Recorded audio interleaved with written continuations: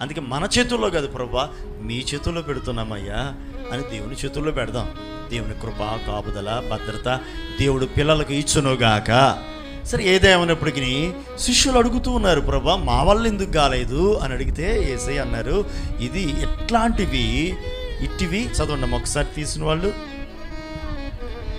మేమెందుకు ఆ దయ్యమును వెళ్ళగొట్టలేకపోయాము అని ఏకాంతమున ఆయనను అడుగుగా, అందుకు ఆయన ప్రార్థన వలననే గాని మరి దేని వలన అయినను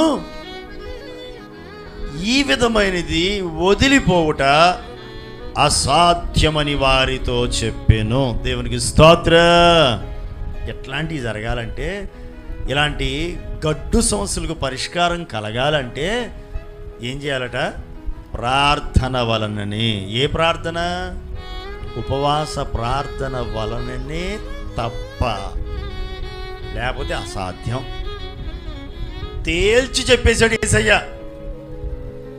ఈ సంగతి ముందుగానే గుర్తించినటువంటి దానియేలు భక్తుడు 70 ఏళ్ల చెర నుంచి విడుదల పొందుకోవడం కోసం ఇతడు ఎన్నుకున్నటువంటి పద్ధతి ఏంటో తెలుసా?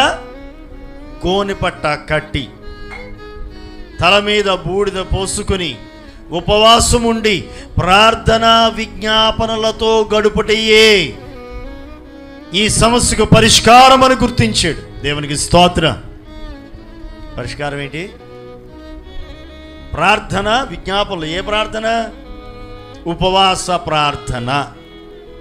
ఉపవాస ప్రార్థనలు చాలా బలమైనవి, గొప్ప కార్యాలను జరిగిస్తాయి, మన జీవితాల్లో అద్భుతాలను జరిగిస్తాయి ఉపవాస ప్రార్థనలు.